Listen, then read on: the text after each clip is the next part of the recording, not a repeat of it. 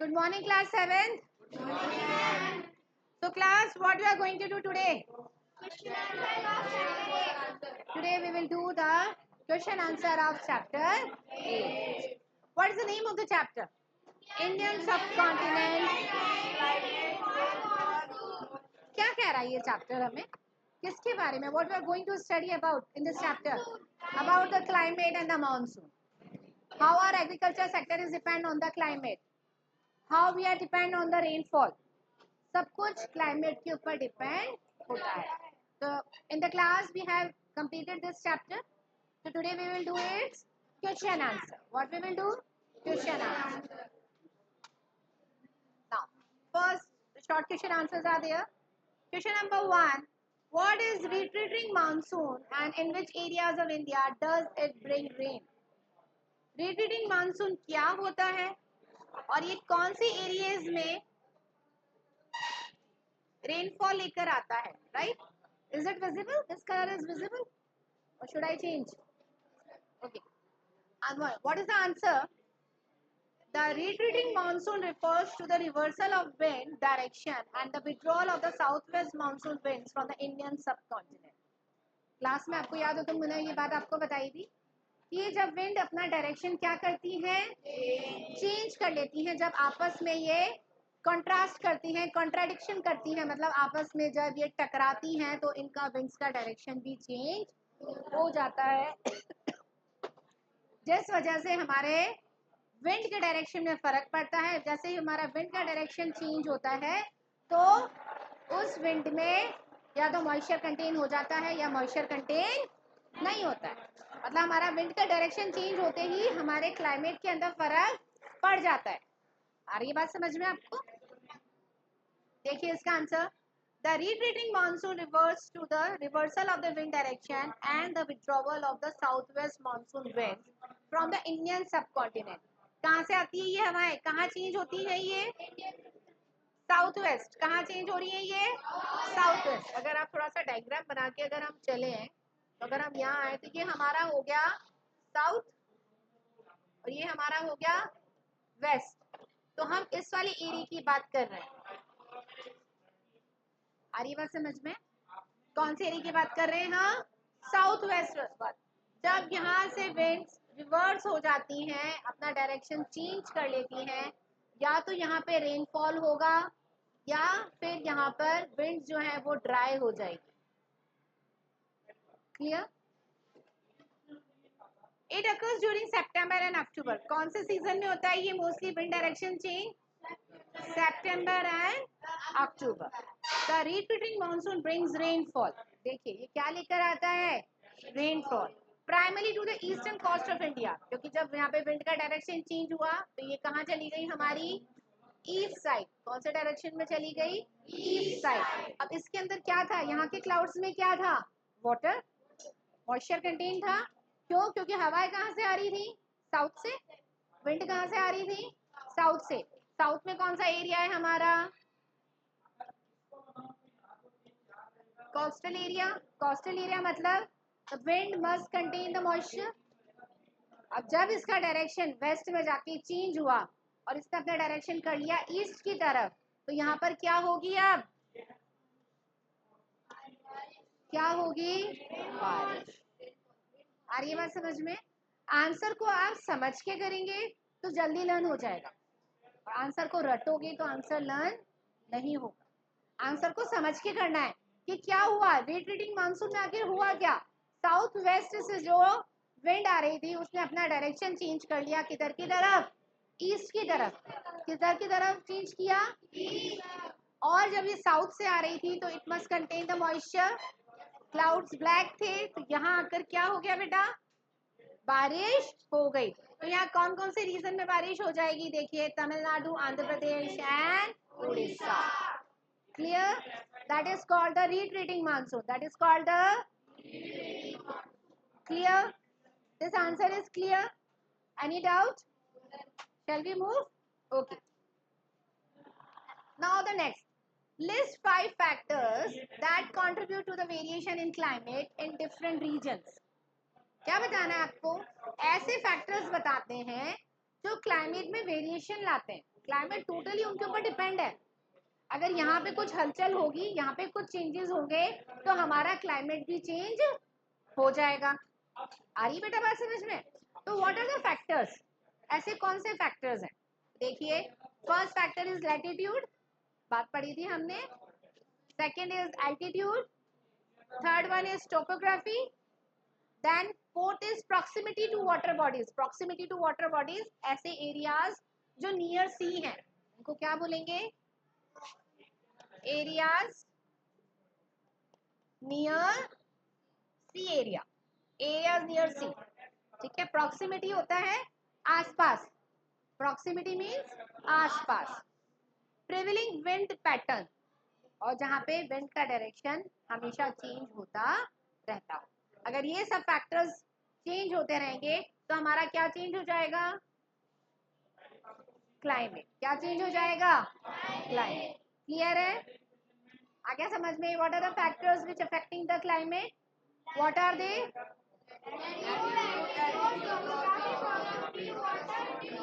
And prevailing wind pattern. Clear? Next question, question number third, describe the origin of the term monsoon. Monsoon का मतलब क्या होता है? ये एक अरेबिक वर्ड है। क्या है ये? एक अरेबिक वर्ड है जिसको हम हिंदी में बोलते हैं मौसम। क्या बोलते हैं? मौसम। It was first used by the Arabian sailor to describe the seasonal reversal of wind in the Indian Ocean. सबसे पहले who used it? Arabian sailor. Arabian seller ने इस टर्म को यूज में लिया था जब वो इंडियन ओशन में सेल कर रहा था। तब उसने विंड के डायरेक्शन में जब चेंजेस आए थे, तब उन्होंने टर्म यूज किया था कि मॉनसून चेंज होने वाला है या मॉनसून आने वाला है। The word later entered in the English language to refer to the seasonal wind pattern in South and Southeast Asia. Clear हो गई है बात? Next. Fill in the given table below with the factors influencing climate with their effect of characteristic on Indians weather and climate. देखिए, हमें एक table fill करनी है जिसके अंदर आपको क्या दे रखे हैं? फैक्टर्स। ऐसे फैक्टर्स जो क्लाइमेट को अफेक्ट करते हैं। अभी हमने प्रीवियस क्वेश्चन में देखा था। अभी क्वेश्चन थोड़ा कंटिन्यू कर दिया है। क्या कंटिन्यू किया? कि अगर इन फैक्टर्स में कुछ चेंज होता है तो हमारे क्लाइमेट पे क्या इफेक्ट पड़ता है। अगर फैक्टर्स चेंज होते हैं तो हमारे क्लाइमेट पे क्या फर्क पड़ेगा, उसके कैरेक्टरिस्टिक्स बताइए। ठीक है, हम टेबल फिल कर रहे हैं। You can fill with the pencil in your book, take out your books and fill with the pencil. तो आपको बहुत इजीली समझ में आ जाएगा। मेरे साथ फिल करते चलिए बेटा। Open your book and fill it with the pencil. मैं आपको समझाती जा रही हूँ और आप उसको लिखते चलिए। स्टार्ट करें। देखिए, फर्स्ट फैक्टर है प्रॉक्सिमिटी टू ओशियन। मैंने अभी बताया प्रॉक्सिमिटी का मतलब हो गया ओशन के आसपास, सी के आसपास वाला एरिया। ठीक है, यहाँ पे कैसा रहेगा टेम्परेचर? मॉडरेट, ना ज्यादा हाई टेम्परेचर होगा ना ज्यादा लो टेम्परेचर होगा। यहाँ का टेम्परेचर कैसा होगा? Moderate, due to the water, due to the water, right. पानी, वाटर जो है हमेशा विंड के अंदर कंटेन रहेगा, मतलब हमेशा मॉइस्चर रहेगा। तो कैसा मौसम रहेगा? मॉडरेट और ह्यूमिडिटी वाला। कैसा रहेगा? ह्यूमिडिटी वाला। चिपचिपा, जिसको हम बोलते हैं चिपचिपा मौसम, ह्यूमिडिटी वाला, because it contain moisture and salt, humus जिसको हम कहते हैं। क्लियर है? फिर उसके बाद इन्फ्लुएंसेस मॉनसून पैटर्न। ये हमारे मॉनसून पैटर्न पे अफेक्ट करेगा कि कभी भी हमारे यहाँ पे जो रेनफॉल होगा वो कैसा हो जाएगा? अनसर्टेन। कभी भी बारिश हो सकती है, कभी भी धूप आ सकती है, कभी भी बारिश हो सकती है। तो यहाँ पे जो मॉनसून रहेगा वो रहेगा अनसर्टेन। कैसा रहेगा monsoon? Uncertain. All are writing in the book, write down. First point is clear. Proximity to ocean is clear. All of you. Now, the second one, latitude. Latitude हमने बात पढ़ी थी, latitude और longitude. Latitude बड़ा आराम करता है। क्या करता है ये? आराम करता है, ये रेस्ट करता है। देखिए, ये हमारा क्या है? Latitude, हमारा जो जीरो इक्वेटर पे है ये हमारा क्या है बेटा, latitude. Determine the angle of sunlight, sunlight से कितना डिग्री का यहाँ पर एंगल बन रहा है, ये हमारा क्या कहलाएगा, लैटिट्यूड। क्या इससे हमारा टेम्परेचर अफेक्ट करेगा प्रतीक, क्या टेम्परेचर अफेक्ट होगा, नहीं होगा, होगा। सन की रेज डायरेक्टली हमारे लैटिट्यूड इक्वेटर पे पड़ रही है तो क्या होगा, affecting temperature variation. Yes Kunal, क्या वेरिएशन आएंगे बेटा जरा बताना, आसपास के एरियाज और जो सन लाइट से दूर है उनके एरियाज में क्या चेंजेस आएंगे,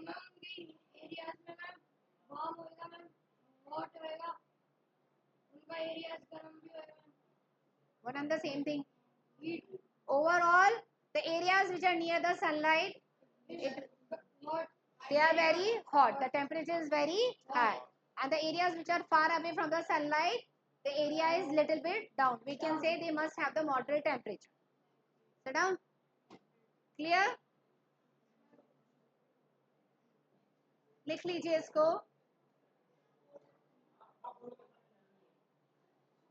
Now, point number third, that is monsoon winds. Monsoon winds bring seasonal rainfall. ये अपने साथ क्या लेकर आएगा, rainfall. Crucial for agriculture and water resources, कई बार तो ये बेनिफिशियल होता है, कई बार ये क्रूशियल होता है। अगर बिन मौसम बारिश हो जाएगी तो एग्रीकल्चर सेक्टर में क्या होगा, रूइन हो जाएगा, खत्म हो जाएगा, हमारी जो क्रॉप्स है वो क्या होंगी, दे ऑल बिकम डेटरॉइड, सारी खत्म हो जाएंगी। और अगर फेवरेबल कंडीशन में अगर रेनफॉल होता है तो एग्रीकल्चर सेक्टर को बेनिफिट होगा। So sometimes it is beneficial, sometimes it is not beneficial. Depend upon the condition of the agriculture sector. Clear? Now, physical features. Influence rainfall pattern through orographic effects and the rain shadow region. देखिए orographic effects क्या होता है, हम बात करें हमारे mountains की, हम बात करें अगर हमारे माउंटेन्स की, यहाँ से जो विंड्स आ रही हैं वो जब भी हमारे माउंटेन से टकराएंगी तो इस वाले एरिया में क्या होगी बेटा, बारिश। यहाँ क्या होगा, रेनफॉल। इस रेनफॉल का इफेक्ट इधर अदर साइड वाले एरिया में पड़ेगा कि नहीं पड़ेगा, हाँ पड़ेगा, लेकिन थोड़ा बहुत, यहाँ पर ज्यादा बारिश नहीं होगी, हो सकता है कुछ बूंदाबांदी होके रह जाए। आ रही बात समझ में। और अगर ये माउंटेन नहीं होगा, इन केस यहाँ पे कोई माउंटेन नहीं है, सपोज करिए कि यहाँ पर कोई माउंटेन नहीं है और यहाँ पे ब्लैक क्लाउड्स बन रहे हैं, तो ब्लैक क्लाउड्स होंगे और पर्टिकुलर एरिया, पर्टिकुलर रीजन में बारिश हो जाएगी। हम देखते हैं हमारे यहाँ पे भी कि पर्टिकुलर रीजन में बारिश हो रही है और इधर साइड वाले रीजन में बारिश नहीं हो रही। क्लियर है बात। नाउ नेक्स्ट, एल्टीट्यूड और हाइट। एल्टीट्यूड और हाइट की हम बात करें तो सी लेवल से हमारे रीजन की हाइट कितनी है,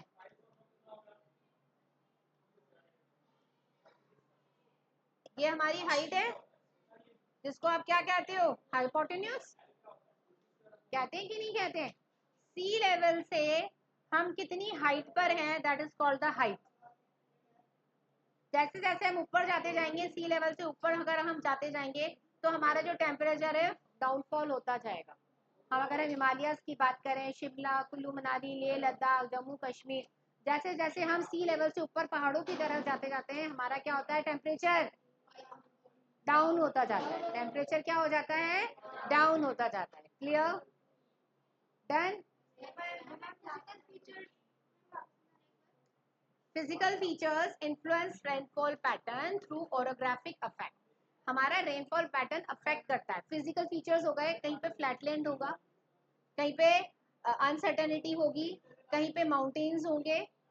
कई बार होता है कि माउंटेन्स हमारे स्नो से कवर्ड होते हैं, यहाँ से अगर रेनफॉल, अगर यहाँ पर कोई विंड आ रही है, देखिए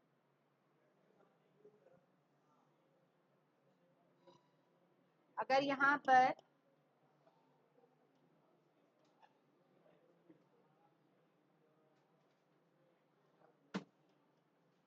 अगर यहाँ पे कोई विंड आ रही है, विंड का कलर हम दूसरा ले लेते हैं, यहाँ से हमारी विंड आ रही है, ठीक है, ये हमारा माउंटेन है।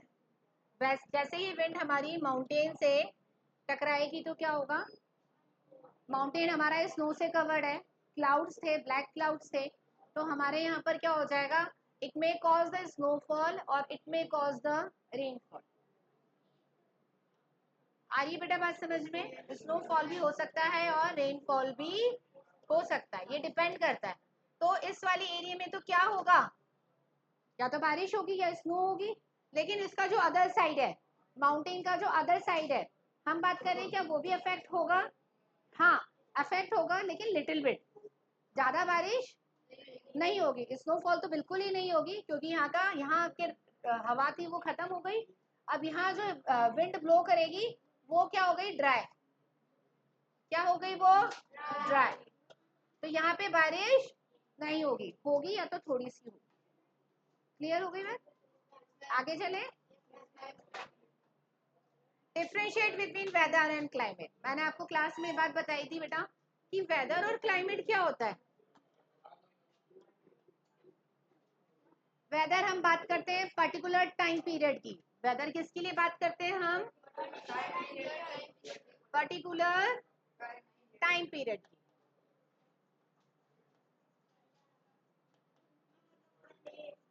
वन डे, हाँ, आवर्स, ठीक है। और क्लाइमेट हो गया हमारा when we talk about years, when we talk about years, for the last 25 years how was the climate, तो उस टर्म में हम क्या यूज लेते हैं, वर्ड क्लाइमेट, और it includes around 25 years, how many, 25 years। Clear है ये बात? Next, now the long question answers. How does the presence और absence of cloud cover, cloud cover हो रहे हैं, यहाँ पे क्लाउड्स की बात हो रही है कि जब क्लाउड्स बनते हैं, कई बार बारिश होती है, कई बार बारिश नहीं होती है, तो हमारा क्लाउड किस तरह से अफेक्ट करता है रेन पैटर्न को। Intensity of heat during the day and the rate of heat loss at night in a specific area. कई बार पर्टिकुलर एरिया में देखा जाता है कि दिन तो बहुत ज्यादा गर्म होते हैं और रात ठंडी होती है, ऐसा क्यों, ऐसा क्यों, पढ़ते हैं। The presence or absence of the cloud cover significantly affect the intensity of the heat during the day and the rate of heat loss at night in a specific area। ठीक है, ड्यूरिंग द डे, हम पहले day की बात कर रहे हैं कि दिन भर में क्या होता है। During the day cloud cover act as a barrier, कैसे काम करते हैं क्लाउड, एज अ बैरियर, किसी को रोक के रखते हैं, बैरियर की तरह, एक हर्डल की तरह, एक रुकावट की तरह ये क्लाउड्स काम करते हैं। कैसे, reducing the amount of incoming solar radiation that reaches the earth surface। मान लीजिए यहाँ पे हमारे क्लाउड्स बन रहे हैं, थोड़ा सा हम एक पिक्चर ड्रॉ कर लेते हैं। ये हमारी हमेशा वाली सीनरी आ गई बेटा, ये हम ले लेते हैं क्लाउड्स, ठीक है, और ये हम ले लेते हैं समथिंग ऑरेंज कलर का, हमने ले लिया सन, ठीक है। अब ये क्लाउड्स क्या करते हैं, पढ़िएगा इसको, reducing the amount of incoming solar radiation. Solar radiation कहाँ से आएगा, सन से, रेडिएशन कहाँ से आ रहा है, सन से। तो ये क्लाउड्स कैसे काम करते हैं, ऐसे बैरियर काम करते हैं। What they do, they absorb all the radiation which the sun is emitting. जो सन एमिट कर रहा है रेडिएशन को, वो क्लाउड्स क्या करते हैं, एब्जॉर्ब कर लेते हैं। बेटा हमारे पास डायरेक्टली हार्मफुल यूवी रेडिएशन होते हैं सन के, वो हमारे अर्थ तक नहीं पहुंच पाते, अगर पहुंच जाएंगे तो हम सब जल जाएंगे, स्किन डिजीज हो जाएगी। जो सन का रेडिएशन है वो इतना हार्मफुल होता है कि हमारी बॉडी उसको नहीं झेल पाएगी, बिल्कुल भी नहीं सहन कर पाएगी। तो जो क्लाउड्स होते हैं वो एज ए बैरियर काम करते हैं, एज ए रुकावटें काम करते हैं, एज ए हर्डल। ये क्या करते हैं, जितनी भी सनलाइट आती है, डार्क हार्मफुल जो रेडिएशन जो हमारा सन एमिट करता है, वो सारे रेडिएशन को ये अब्जॉर्ब कर लेता है, ये अर्थ तक उसको पहुंचने ही नहीं देता। आ रही है बात समझ में, क्लियर हो रही है बात? बात कर रहे हैं क्लाउड्स की कि भाई क्लाउड्स का क्या काम है। क्लाउड्स का क्या काम है? तो क्लाउड्स का क्या काम है यहाँ पे? क्लाउड्स बहुत इंपॉर्टेंट रोल प्ले करता है। क्लाउड क्या रोल प्ले कर रहा है कि यहाँ पर जितनी भी हार्मफुल रेडिएशन जो सन एमिट करता है वो सारे रेडिएशन हमारे क्लाउड जो होते हैं वो एब्जॉर्ब कर लेते हैं और उन रेडिएशन को अर्थ सरफेस तक नहीं आने देते, हमारे पास तक नहीं पहुंच जाते। आगे बात समझ में आ रही है? बात आगे कंटिन्यू करें? किसी को कोई प्रॉब्लम है यहाँ तक? आगे पहुंचते हैं। This lead to a decrease in temperature, इसलिए हमारा जो टेम्परेचर है इनके हिसाब से डिक्रीज है, वो भी हमें हाई लगता है। 42, 43, 44, 46 ये हमारे लिए हाई है। ये टेम्परेचर ऐसा वाला टेम्परेचर है जिसके अंदर रेडिएशन नहीं है लेकिन इतना नहीं है कि हम झुलस जाएं। हरी बात समझ में? फिर भी हमें गर्मी में हम क्या कहते हैं, लू चल रही है, क्योंकि टेम्परेचर हाई होता है। Okay, next, as compared to the areas with a clear skies. Conversely, in the absence of cloud cover, more solar radiation reaches the surface, resulting in the higher temperature. अगर हम मई जून की गर्मी की बात करें तो जब क्लाउड्स नहीं रहते, बिल्कुल क्लियर रहती है स्काई, तो उस वक्त टेम्परेचर बढ़ जाता है, जैसे मैंने अभी आपको बताया 46-47 डिग्री हो जाता है। और जिस एरियाज में क्लाउड्स रहते हैं, जैसे अभी हमारा अभी वाला टेम्परेचर है, अभी वाला मौसम है, अभी हमारा टेम्परेचर चल रहा है 32, 34, 36। क्यों ऐसा हो रहा है? क्योंकि अभी क्लाउड्स रहते हैं और क्लाउड्स हमारे रेडिएशन को एब्जॉर्ब कर लेते हैं, जिससे हमारी टेम्परेचर ज़्यादा नहीं बढ़ता। और मई जून में बिल्कुल अपोजिट हो जाता है, क्लाउड्स नहीं रहते हैं, धूप बहुत तेज हो जाती है। क्यों? क्योंकि रेडिएशन डायरेक्टली हमारे अर्थ पे आ रहे हैं। आगे बिठाइए, आंसर समझ में? आंसर समझ आ जाएगा तो आंसर लिखने में प्रॉब्लम नहीं आएगी, और you can write these answer in the points also. आप पॉइंट में भी लिख सकते हैं कि डे में क्या हो रहा है और नाइट में क्या हो रहा है। नाइट में क्या हो रहा है? At night clouds, night clouds में क्या होता है? Act as a blanket. Cloud कैसे काम करता है हमारे लिए? एक ब्लैंकेट की तरह काम करता है। कैसे? Trapping heat near the earth surface and preventing it from escaping into the atmosphere. Trapping heat near the earth surface, और जितनी भी हीट रात को निकालता है वो सारे क्लाउड एब्जॉर्ब कर लेते हैं और हमारे एटमॉस्फेयर को वार्म नहीं होने देते, इसलिए हमारी रात को क्या रहती है? ठंडी। रातें कैसी रहती हैं? ठंडी। This keep temperature relatively warmer compared to the areas with clear skies where heat loss occurs more rapidly, leading to the cooler night time temperature. इसलिए हमारे रात को तो कैसा हो जाता है मौसम? ठंडा हो जाता है, क्योंकि उस वक्त अब रेडिएशन डायरेक्टली नहीं आ रहे। सनसेट हो गया, सनसेट होते ही क्या हुआ? टेम्परेचर डाउन हो गया। टेम्परेचर डाउन हो गया, अब जितना भी क्लाउड वार्म हुआ है वो हमारे एटमॉस्फेयर को नीचे वार्म नहीं होने देता, वो सारा खुद ही सारा एब्जॉर्ब कर लेता है। तो हमारी रात ठंडी होती है और दिन कैसी होती है? गर्म। Any confusion Pratik? Clear all of you? चलो, how does the monsoon in India impact various aspects of people life? Monsoon का जो इफेक्ट है वो लोगों की जिंदगी पे कैसे होता है? आज तो बहुत तेज बारिश हो रही है, क्या करेंगे? अम्ब्रेला लेके जाएंगे। अम्ब्रेला लेके जाने के बाद भी अम्ब्रेला यूजलेस रहा। क्यों रहा? क्योंकि बारिश ही इतनी तेज थी कि वो अम्ब्रेला यूज में ही नहीं आ पाया। लेना खोलना ना खोलना उसको बात बराबर थी। ऐसा कैसे हो गया? होता है क्या ऐसे?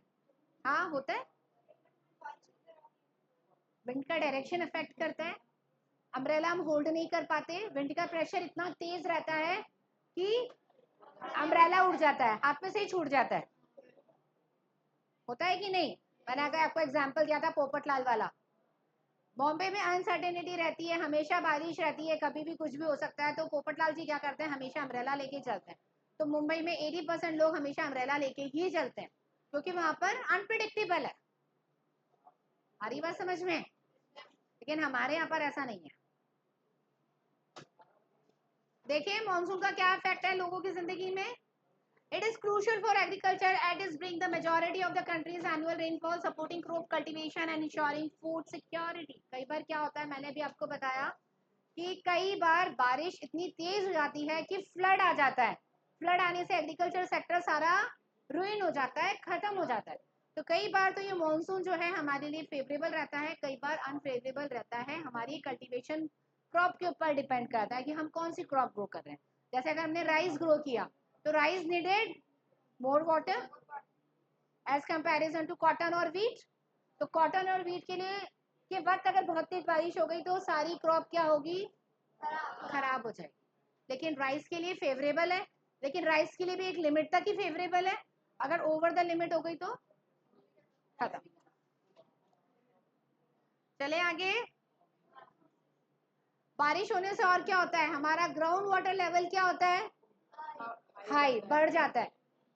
वेल में, टैंक में, कुओं में और पॉन्ड्स वगैरह में, लेक्स में क्या होता है, वाटर लेवल राइज हो जाता है, बढ़ जाता है। और ज्यादा अगर मानसून हो जाता है तो फ्लड आ जाता है, लैंडस्लाइड हो जाती है, वाटर बॉर्न डिजीज हो जाती है, कुछ ऐसे अफेक्टेड एरियाज हो जाते हैं जो डेवलप ही नहीं हो पाते, डेवलप होने से पहले ही खत्म हो जाते हैं, सब पानी में बह जाता है। As I already told you कि आग से ज्यादा भयानक क्या है, पानी। क्लियर, आगे चले। Elaborate on the Indian monsoon cycle and rainfall pattern across India. हमारे यहाँ पर मानसून साइकिल कैसी है, हमारे इंडिया में मानसून पैटर्न कैसा है, इसके बारे में डिस्कस करेंगे। The Indian monsoon cycle consists of two main phases, the southern west monsoon and the north east monsoon. हमारे यहाँ पे मानसून साइकिल किस तरह से दो पार्ट में चलता है, देखिए। एक चलता है हमारा साउथ वेस्ट मानसून, कौन सा चलता है, साउथ वेस्ट मानसून। और एक हमारा चलता है नॉर्थ ईस्ट मानसून, कौन सा चलता है,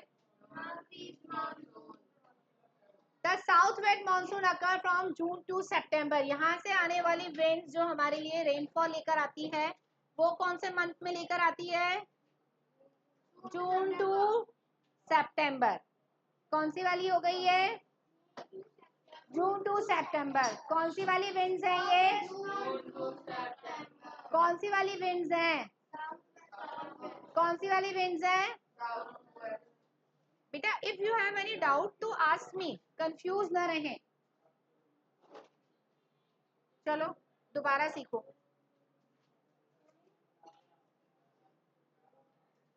हम बात कर रहे हैं कि हमारे यहाँ पर ऑल ओवर इंडिया में मानसून पैटर्न कैसा रहता है। All of you stop writing, first listen carefully. पहले आप इस आंसर को समझिए कि हमारे यहाँ पे मानसून पैटर्न कैसे अफेक्ट होता है। हमारे यहाँ पे दो तरह से विंड अफेक्ट होती है। साल भर में हम पढ़ चुके हैं कि अफेक्ट, ये विंड का जो डायरेक्शन चेंज होता है ट्वाइस इन अ ईयर, ये बात हमें पता है। वो कौन कौन सा है, एक तो है हमारा साउथ से वेस्ट, कौन सी हवाएं होती है ये, साउथ टू वेस्ट जाने वाली। एक हवा है हमारी, एक कौन सी हमारी, नॉर्थ टू ईस्ट जाने वाली। ये दोनों जो डायरेक्शंस हैं ये साल में दो बार चेंज होते हैं। कैसे होते हैं ये साल में दो बार चेंज होते हैं और ये हमारे पूरे इंडिया के रेनफॉल को अफेक्ट करते हैं। साउथ से जो साउथ वेस्ट डायरेक्शन में जो हवाएं चलती हैं उनकी वजह से जो रेनफॉल होता है वो होता है हमारे यहाँ पर जून टू सितंबर। जैसे अभी हमारे यहाँ पर चल रही थी तो ये हवाएं कहाँ से आ रही थी, साउथ से, और किसको अफेक्ट किया उन्होंने, वेस्टर्न पार्ट को। तो ये हमारी हो गई जून टू सितंबर। ये कौन सी विंडो, ये कौन सा रेनफॉल हुआ हमारा, जून टू सितंबर वाला। ये कौन सा रेनफॉल हुआ, and brings the majority of the rainfall to the Indian subcontinent. It is characterised by the moist wind from the Arabian sea and the bay of Bengal. यहाँ पे हवाएं ठंडी क्यों थी, यहाँ पे कौन सा सी है, अरेबियन सी। नीचे क्या है, और इधर क्या है,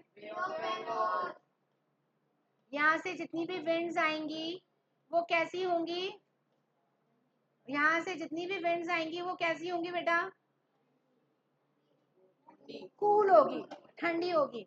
यहाँ पे टेम्परेचर बहुत लो डाउन होगा, टेम्परेचर कैसा होगा, बहुत ज्यादा डाउन होगा। क्यों, क्योंकि हवाएं कहाँ से आ रही हैं, सी लेवल से। सी है, जब हवाएं सी से टकराती हैं तो क्या हो जाती है, और ठंडी हो जाती है और अपने अंदर क्या होल्ड कर लेती है, वाटर। अगर इन्होंने वाटर होल्ड कर लिया तो ये वेस्ट में आके क्या करेगी? बारिश करेगी कि नहीं करेगी?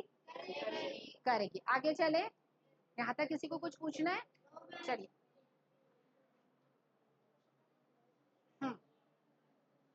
The north east monsoon also known as the retreating monsoon, मतलब जब विंड अपना कॉन्फ्लिक्ट करती है, ठीक है, occurs from October to December and primarily affect the southern east coast of India। आ जाइए अब, 2 मिनट। हाँ, अब ये जो नॉर्थ टू ईस्ट में जो विंड चलेंगी, ये कौन सी चलेंगी? Retreating monsoon. कौन सी मानसून है ये? रिट्रीटिंग। ये रिट्रीटिंग क्यों है? क्योंकि यहाँ पर आ गया हमारा तिब्बत। हवाएं जब तिब्बत से टकराएंगी, तिब्बत पूरा स्नो से कवर्ड है, तो वहां पे क्या होगा? स्नोफॉल। शिमला कुल्लू मनाली लेह लद्दाख में क्या होगा? स्नोफॉल। अब ये हो गया हमारा हिमालय रीजन। हिमालय रीजन भी पूरा स्नो से कवर्ड है।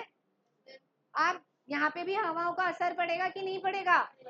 पड़ेगा। तो यहाँ पर भी क्या होगी? स्नोफॉल। और जितने भी नीचे लोअर वाले एरिया है, यहाँ पे क्या होगी? Heavy rainfall. क्या होगी? Heavy rainfall. तो इसी रेनफॉल के पैटर्न इनकी डेली की रूटीन लाइफ चलती है। हम वहां पे सरवाइव नहीं कर सकते। क्यों? क्योंकि हम कैसे क्लाइमेट में रहते हैं? ड्राई। और ये कैसे क्लाइमेट में रहते हैं? रेनी। तो it could not be possible to match them. ये अपने मॉनसून के अकॉर्डिंग अपनी लाइफ को क्या करते हैं? सेटल डाउन करते हैं। यहाँ पे जो बारिश होगी वो कौन से महीने में होगी?